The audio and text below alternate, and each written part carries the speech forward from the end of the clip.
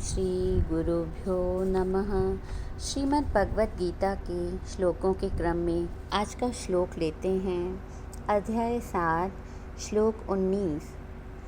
बहूनां जन्मनामन्ते ज्ञानवान् मां प्रपद्यते वासुदेवः सर्वमिति स महात्मा सुदुर्लभः। श्लोक में भगवान बताते हैं कि बहुत जन्मों के अंतिम जन्म में अर्थात मनुष्य जन्म में सब कुछ परमात्मा ही हैं। इस प्रकार जो ज्ञानवान मेरे शरण होता है वह महात्मा अत्यंत दुर्लभ है। साधक पहले परमात्मा को दूर से देखता है, फिर समीप देखता है, फिर अपने में देखता है और फिर केवल परमात्मा को ही देखता है।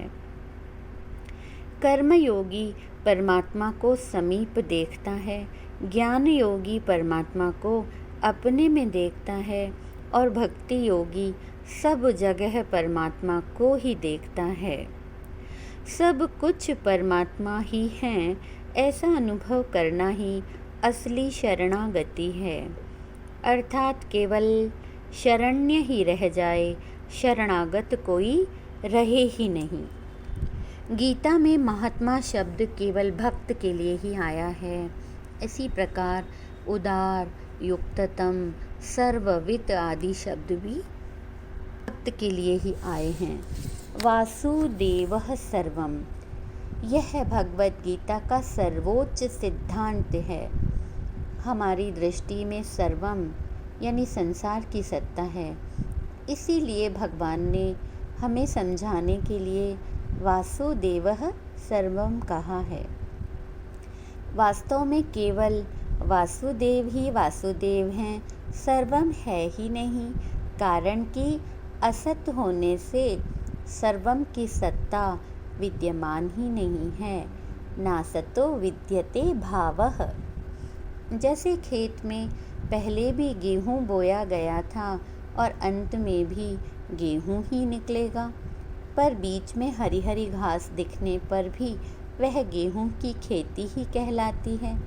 उसे गाय खा जाए तो किसान कहता है गाय हमारा गेहूँ खा गई, जबकि गाय ने गेहूँ का एक दाना भी नहीं खाया था। इसी प्रकार सृष्टि के पहले भी परमात्मा थे और अंत में भी परमात्मा ही रहेंगे, पर बीच में परमात्मा न दिखने पर भी सब कुछ परमात्मा ही है। जैसे गेहूं से उत्पन्न खेती गेहूं की है, वैसे परमात्मा से उत्पन्न सृष्टि भी परमात्मा ही है। परमात्मा ने कहीं सामान मंगवा कर सृष्टि नहीं बनवाई, प्रत्युत वे खुद ही सृष्टि रूप बन गए। अतः सृष्टि भगवान का प्रथम अवतार है। आद्यो अवतारो यत्रासो भूतग्रामो विभाव्यते।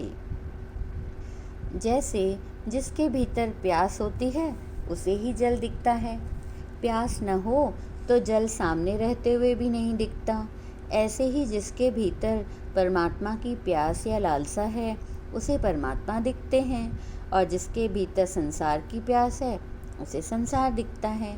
परमात्मा की प्यास हो तो संसार लुप्त हो जाता है, और संसार की प्यास हो तो परमात्मा लुप्त हो जाते हैं।